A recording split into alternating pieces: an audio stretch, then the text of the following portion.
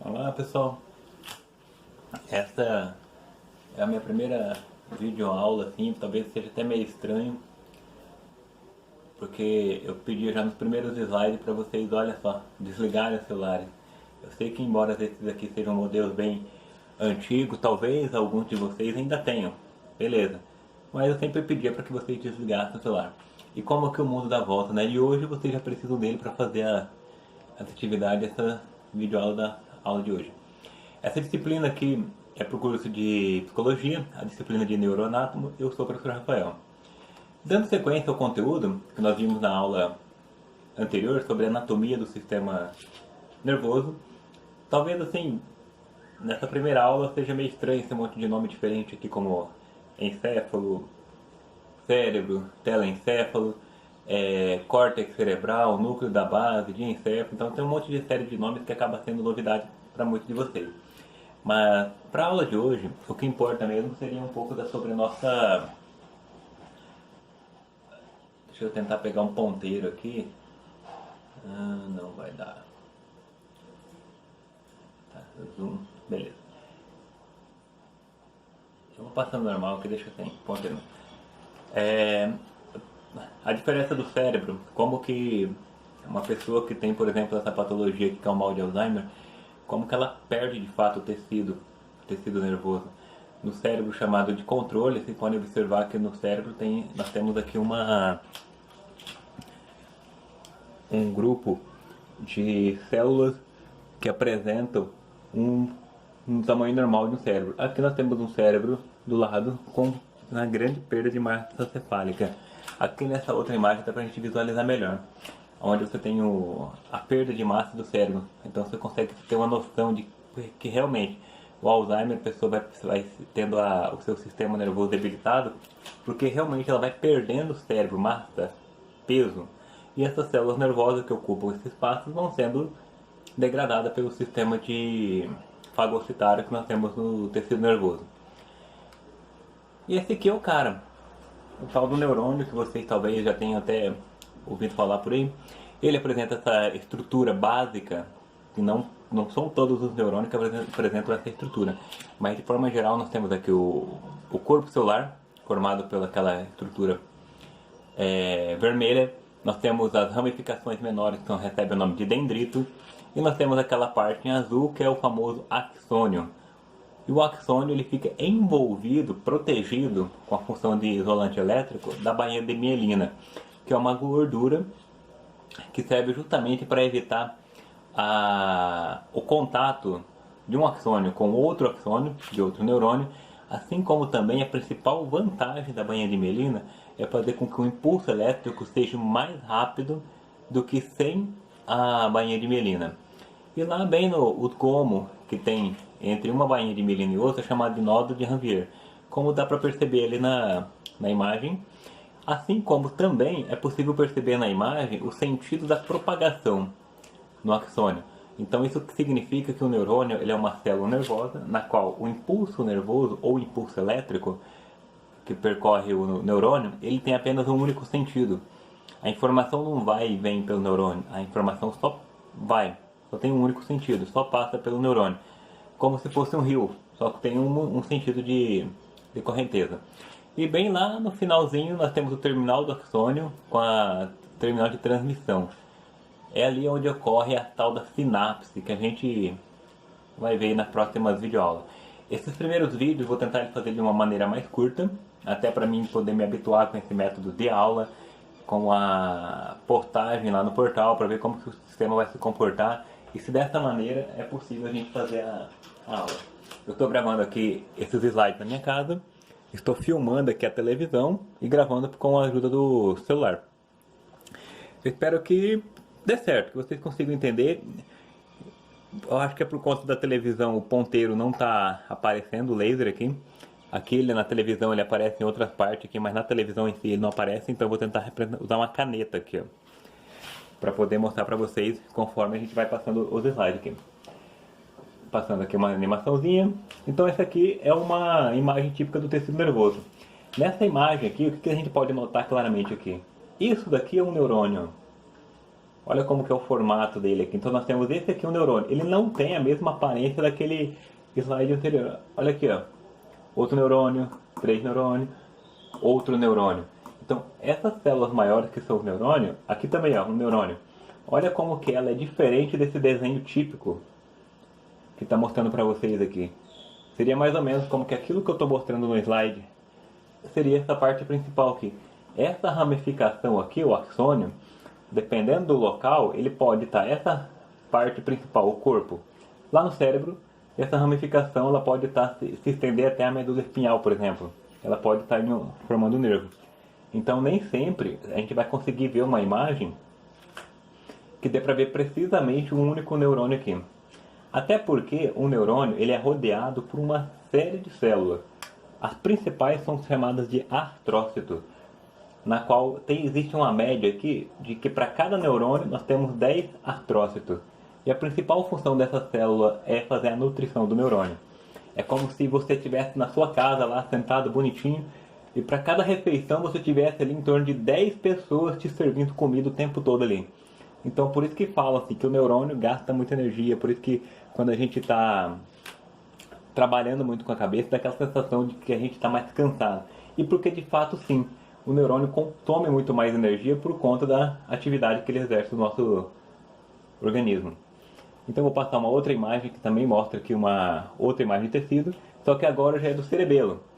O cerebelo ele tem um neurônio dele tem um formato diferenciado, olha só, chamado de células de Purkinje. Pode perceber que ele já não tem aquele mesmo padrão típico do neurônio multipolar, como eu mostrei no slide anterior.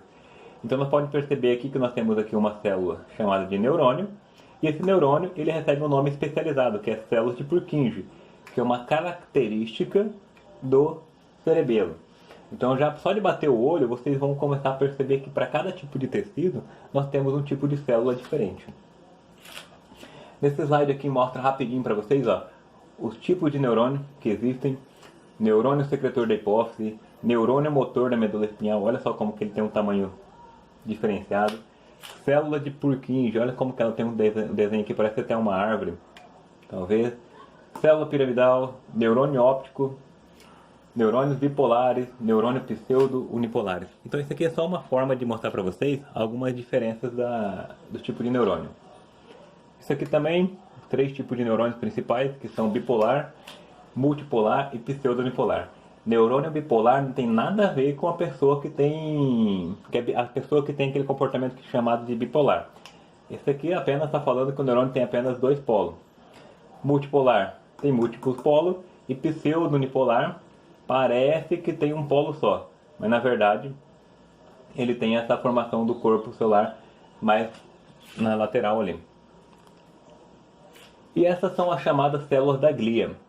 As principais, deixa eu ver se tem um nome aqui escrito, não tem o nome escrito. Mas as principais são astrócitos, são essas aqui maiores, que tem um núcleo bem mais denso. Nós temos aqui, embora esteja escrito micro, mas é macrófago. Esses macrófagos representam células com funções fagocitárias. Quando um neurônio morre, quem é que vai fazer a digestão desse neurônio, se alimentar dele? Essa célula chamada macrófago. Caso não esteja escrito aqui, na hora que você estiver estudando, escutando esse áudio, tenta escrever lá, macrófago. É o nomezinho dessas principais células. A característica dela na lâmina é esse formato ameboide, talvez um formato de ameba, um formato um pouco formato de bastão. Talvez é uma característica que ajude a identificar isso aqui. O astrócito já é uma célula globosa, bem maior um pouquinho que o astrócito e bem menor do que um neurônio também. Então, para vocês terem uma ideia, para cada neurônio nós temos em torno de 10 astrócitos. Principal função dele, defesa e também a parte de nutrição do neurônio. Ou seja, tudo que está na corrente sanguínea primeiro passa pelo astrócito e depois do astrócito chega no neurônio. E o oligodendrócito, ele tem a principal função de produzir a bainha de mielina no sistema nervoso central. Então por isso que tem aquela tabela lá que é importante você lembrar que o que é sistema nervoso central e o que é sistema nervoso periférico, para que você possa entender Porque nós temos aqui o seguinte: quem é que produz a bainha de mielina no sistema nervoso central? Uma célula chamada oligodendrócito. Quem é que produz a bainha de mielina no sistema nervoso periférico? São as células de Schwann. É outra célula que tem a mesma função do oligodendrócito, só que estão em locais diferentes. Quando uma está no tecido nervoso central, oligodendrócito, tecido sistema nervoso periférico, ela vai se chamar células de Schwann. Esse slide está fora da ordem, tá? Logo mais a gente vai falar sobre a sinapse, provavelmente vai ficar para o próximo vídeo, para que esse vídeo não se torne muito longo. Então nós temos aqui um esquema geral sobre as células que compõem o tecido nervoso. Então quando a gente fala em tecido nervoso, não é formado só pelo neurônio. Então quando eu falo tecido nervoso, o que é que eu tenho lá em grande parte? Astrócito, aqui escrito bonitinho, ó, astrócito. A função do astrócito é retirar os nutrientes do capilar sanguíneo, que é o vado sanguíneo, e levar esse nutriente para a fibra nervosa, que nesse caso aqui, nesse exemplo, é o axônio. Então você pode reparar que nós temos aqui o astrócito, o neurônio, representado aqui pelo axônio, e os oligodendrócitos, produzindo a bainha de mielina, que forma uma capa de gordura em volta do axônio, tendo como função isolante elétrico para que aumente a velocidade de transmissão do impulso elétrico. Então, são essas as principais células que a gente consegue ver nessa imagem aqui. Aqui nós temos uma imagem também, ela é a mesma da imagem anterior, na qual aqui, ó, onde está a caneta aqui, nós temos aqui, ó, um capilar sanguíneo, onde está a caneta, astrócito, astrócito. Esse bichinho diferenciado aqui, ó, é o macrófago, que é responsável pela defesa, pela fagocitose do tecido nervoso. Então qualquer agente estranho, invasor, ou até mesmo neurônio ou outras células que venham a se decompor, quem é que vai fazer a digestão dessas células? São os macrófagos. E aqui nós temos aqui, ó, esse monte de terminais aqui, ó, são tudo terminais do astrócito. Olha só que como que os astrócitos, eles vão nutrindo os neurônios. Então eles pegam o nutriente do sangue e passam para o neurônio. Então o neurônio ele é uma célula que não tem contato físico com outro neurônio, e o neurônio também não tem contato físico com o sangue. Então, e por isso que o astrócito também é uma célula muito importante na defesa do sistema nervoso. E aqui nós temos os oligodendrócitos, produzindo a bainha de mielina, é uma camada que vai sendo envolvida em volta aí do axônio. E nessa imagem aqui dá pra gente ver tudo. Nós temos aqui o neurônio, nós temos os oligodendrócitos, representado por essas células maiores.